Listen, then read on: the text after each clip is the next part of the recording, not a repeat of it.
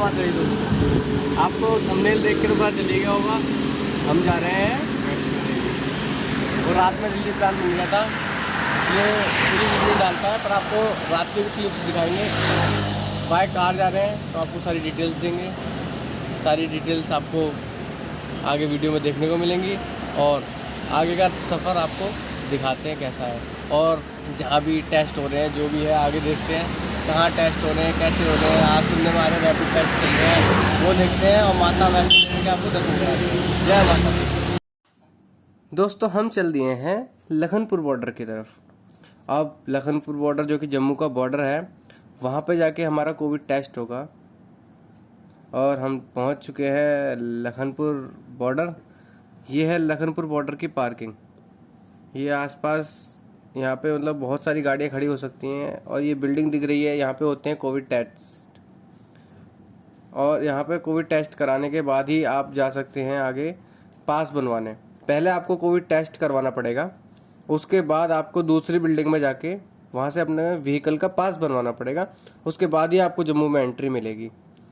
Firstly आपको इन लाइनें जो दिख रही है ना, यहाँ पे इन लाइनों में आके कोविड टेस्ट के लिए लगना पड़ेगा। आपको मात्र 15 मिनट में रिपोर्ट दे देते हैं, उसके बाद आप पास बनवा सकते हैं। ये आप जो पास देख रहे हैं अभी स्क्रीन पे, ये पास है जो वहाँ बनाया जाता है। यहाँ हमने कोविड टेस्ट कराया, उसके बाद माता रानी कृपा थी जिससे हमारा सभी का कोविड टेस्ट नेगेटिव ही आया। रैपिड टेस्ट होता है, मात्र 10 से 15 मिनट में रिपोर्ट दे देते हैं। उसके बाद आप दूसरी बिल्डिंग में जाके, मतलब दूसरी साइड है, थोड़ा चलना पड़ता है, वहाँ पे जाके अपनी गाड़ी की डिटेल्स दे के और अपनी कोविड रिपोर्ट दिखा के आप वहाँ से पास बनवा सकते हैं। वो पास दिखा के आपको जम्मू में एंट्री मिल जाती है। माता रानी की कृपा है, हम जम्मू के लिए प्रस्थान कर दिया है हमने और वहाँ से कटरा के लिए जाते हैं और बाकी डिटेल्स हम आपको आगे दिखाते हैं।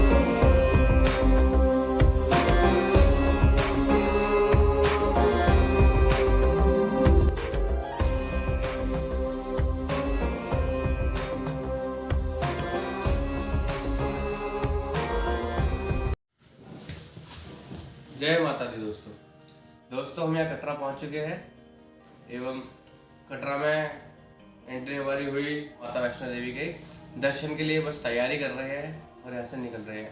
आगे की वीडियो में हम सारी डिटेल्स देंगे कि कैसे ऊपर जाना है, कैसे क्या करना है, हर चीज़। वैसे दिल्ली से बहुत लंबा सफ़र हो गया था यहाँ का, तो थोड़ा रेस्ट किया, उसके बाद अब हम निकलने की तैयारी कर रहे हैं। करीब 4-5 बज रहे हैं अभी। और तो हमने यहाँ पे होटल सत्यश्री लिया है, जो कि सही है, ओयो का सर्टिफाइड होटल है एवं बहुत बढ़िया है। हम आपको वैसे दिखाते हैं। इसका वैसे रेट 1000 रुपये है 2 बेड का। 3 बेड लेंगे तो 1400-1500 पड़ जाएगा। एकदम बढ़िया है, सर्टिफाइड है। और यहाँ से एक सबसे खास बात, माता के भवन के तो नहीं, लेकिन जो अद्वारी जी है, माता का जो रास्ता है, उसके साफ दर्शन होते हैं। सेम फेसिंग वही है। आइए हम दिखाते हैं। वो है माता का अद्वारी, और ये जितना भी सारा रास्ता दिख रहा है ना, ये हमें पूरा कवर करके जाना है। ये है इधर, ये दिख रहा नहीं, आप इधर देख पा रहे हो ब्लू शेड में, ये न्यू रास्ता बना है जिसमें बैटरी रिक्शा वगैरह चलते हैं। और यहाँ से जो है ये ऊपर सीधे जाना है, ऊपर में माता के भवन, मतलब अद्वारी, सॉरी भवन बोला है, अद्वारी तक। वहाँ से रास्ता दूसरा कटता है, वो जाता है हमारे भवन में। तो जो भी है, अगर आप बस से आते हैं तो बस से अभी कुछ दिक्कत चल रही है, आपको बस लखनपुर लेके आएंगे, दिल्ली से आएंगे, कहीं से भी आए, लखनपुर तक ही ला रही है। वहाँ आपका टेस्ट होगा। अगर आप नेगेटिव आते हैं तो वहाँ से आपको गवर्नमेंट बसेस में कटरा के लिए मूव किया जाएगा। वहाँ से आपको गवर्नमेंट बसेस मिलेंगी।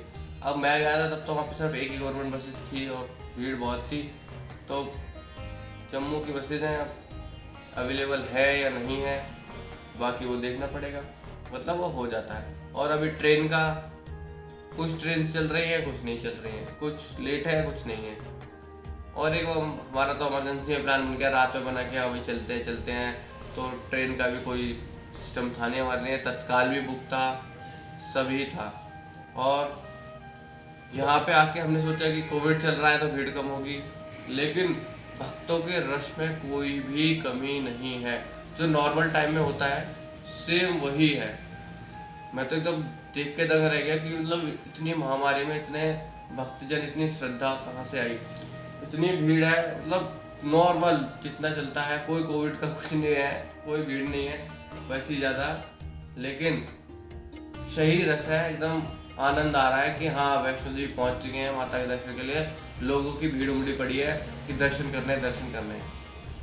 और बाकी जो है, आप बस से भी आ सकते हैं दिल्ली से, डायरेक्ट आपको लेके आएंगे, पर लखनपुर टेस्ट होगा आपका कोविड, उसके बाद ही एंट्री होगी।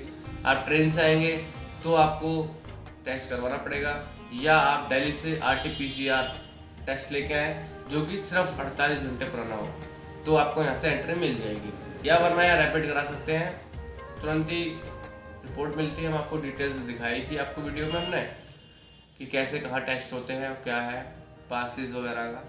और हम अभी माता के दर्शन के लिए पहुंच चुके हैं और चलते हैं आगे, आपको और डिटेल्स बताएंगे। हम तो ये चाहते हैं कि मतलब किसी को दिक्कत ना हो, हमें जो झेलनी पड़ रही है, पहली बार आए हैं कोरोना के टाइम पे, जो भी है दिक्कतें हैं, कहीं टेस्ट हो रहे हैं, कहीं रोड डाइवर्ट कर रखा है, कहीं एंट्री नहीं है। और माता वैष्णो देवी के लिए आप आए तो आपको सबसे बड़ी एक चीज़ चाहिए, होटल। क्योंकि आते हैं वापसी में थक जाते हैं, हार जाते हैं, आपको चाहिए होता आराम। तो आराम के लिए बेस्ट ले।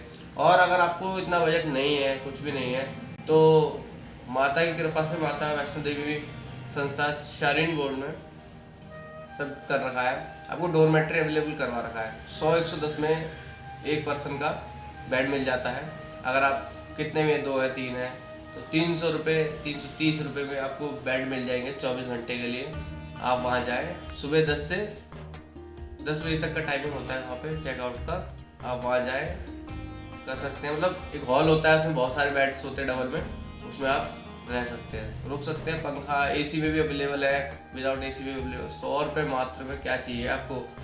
अगर आप जेंट्स आ रहे हैं, बढ़िया है, 100 रुपये में रुकिए, ठहरिए, नहाइए, धोइए, सब फैसिलिटी आपको मिलेगी, वहाँ रुकिए। अगर आप फैमिली के साथ आ रहे हैं, शरीन बोर्ड में रूम्स भी अवेलेबल है। वो ऑनलाइन बुकिंग का थोड़ा चक्कर होता है उसमें, इसलिए मैंने वहाँ पर ट्राई नहीं किया, वरना बढ़िया रूम्स 1000-1200 रुपये में मिल जाते हैं, AC नॉन AC दोनों ही। बट रूम्स की थोड़ी क्वांटिटी कम है तो इसलिए कम है, वरना डोरमेट्री तो आपको अवेलेबल है हमेशा। जब आप आइए, भीड़ में आइए, मिल ही जाते हैं।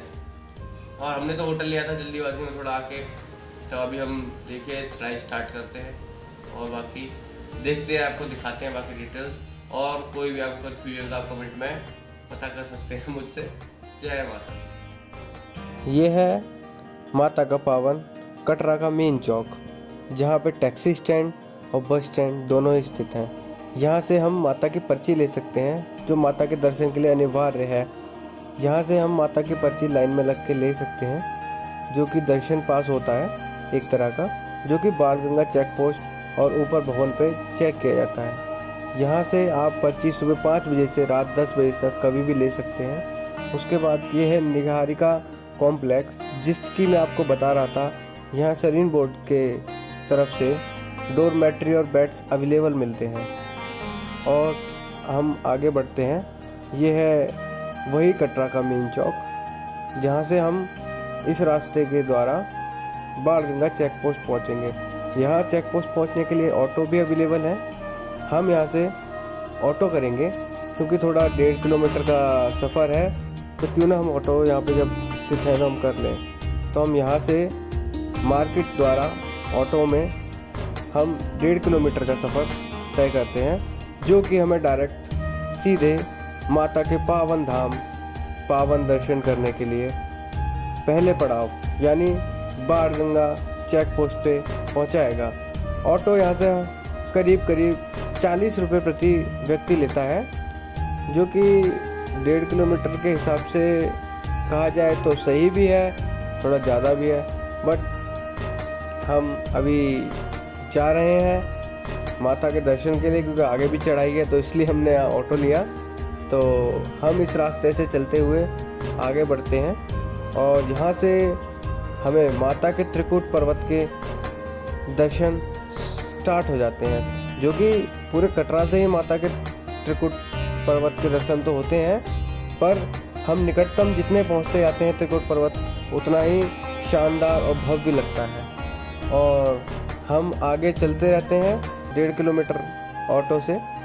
और बाकी मेन पड़ाव तो अब है, जब हमें माता के दर्शन के लिए 14 किलोमीटर की चढ़ाई करनी है।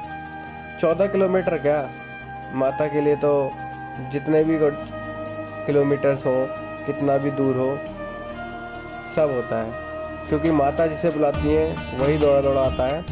और आजकल तो यहाँ पे सब लॉकडाउन भी खुल ही गया है, तो करीब भक्तों की संख्या में भी बहुत बढ़ोतरी हो गई है। करीब 10,000 11,000 लोग रोज़ाना दर्शन कर रहे हैं। हम पहुँच चुके हैं माता के बाणगंगा चेक पोस्ट पे, जो कि इस गेट का भव्य नज़ारा एक अलग ही दृश्य देता है। माता जी दोस्तों, हम यहाँ से आगे चल दिए हैं माता के दर्शन के लिए। यहाँ पे हम अपनी यात्रा पर्ची चेक कराएंगे, उसके बाद हम आगे के लिए प्रस्थान करेंगे। आगे घुसते ही आपको पिट्ठू और घोड़े वगैरह सभी मिल जाएंगे।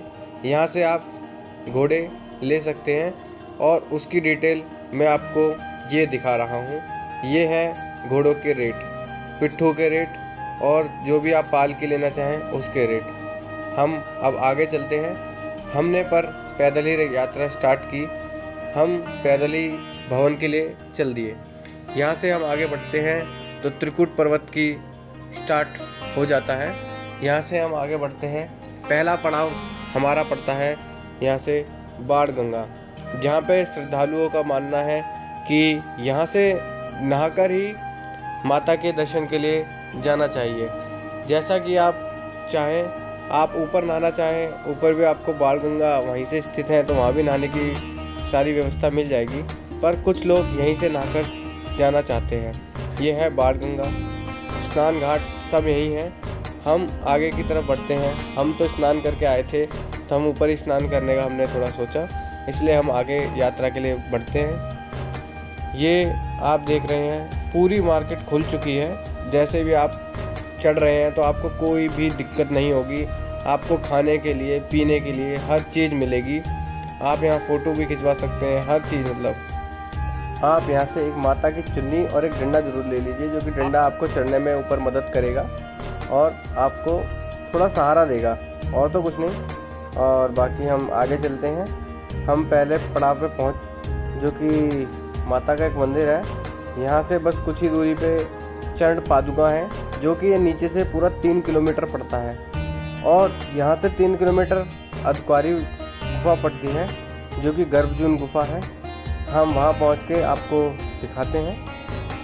यह है गर्भजून पर्ची काउंटर। यहाँ से आप पर्ची लेके अपना नंबर लगा सकते हैं। उसके बाद यहाँ पे लोग विश्राम और इंतज़ार दोनों करते हैं, क्योंकि यहाँ पे नंबर सिस्टम है, जो कि आपका नंबर अभी 10 से 15,000 श्रद्धालु होने की वजह से 2 से 3 घंटे में आपका नंबर आ जाता है। बारी से नया रास्ता चुनते हैं, जो कि सीधे भवन की तरफ ले जाता है।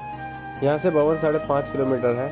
भवन देखते ही सारी थकान, सारी चिंता सब दूर हो जाती है। यहाँ से बस यही दिखता है कि हम माता रानी के दरबार पहुँच चुके हैं एवं माता रानी के दर्शन के लिए उत्साहित हो जाते हैं। यहाँ से दर्शन करने के बाद हमें सीधे भैरव बाबा मंदिर के लिए प्रस्थान करना होता है, जो कि हम यहाँ से सीधे भैरव बाबा मंदिर के लिए प्रस्थान करते हैं और हम डायरेक्ट पहुँचते हैं भैरव बाबा मंदिर। क्योंकि भैरव बाबा मंदिर ऐसा मंदिर सबसे त्रिकुट पर्वत की सबसे ऊंचाई पे स्थित है। वहाँ दर्शन करने के बाद हम यहाँ से नीचे की तरफ कटरा की तरफ उतरना स्टार्ट करते हैं, एवं यहाँ से हमारा हल्का हल्का दिन स्टार्ट हो जाता है होना। हमने दर्शन रात में किए थे, तो इसलिए हम ज़्यादा वीडियो बना नहीं पाए, नज़ारे ज़्यादा दिखा नहीं पाए। दिन में जब हम उतरना स्टार्ट करते हैं तब थोड़े नज़ारे दिखने स्टार्ट होते हैं, क्योंकि रात में अंधेरे के कारण कुछ दिखता नहीं। और त्रिकुट पर्वत के अद्भुत नज़ारे तो दिन में ही दुर्लभ होते हैं। और यहाँ से हम सांझी छत के रास्ते नीचे के लिए उतरना स्टार्ट करते हैं। जय माता दी।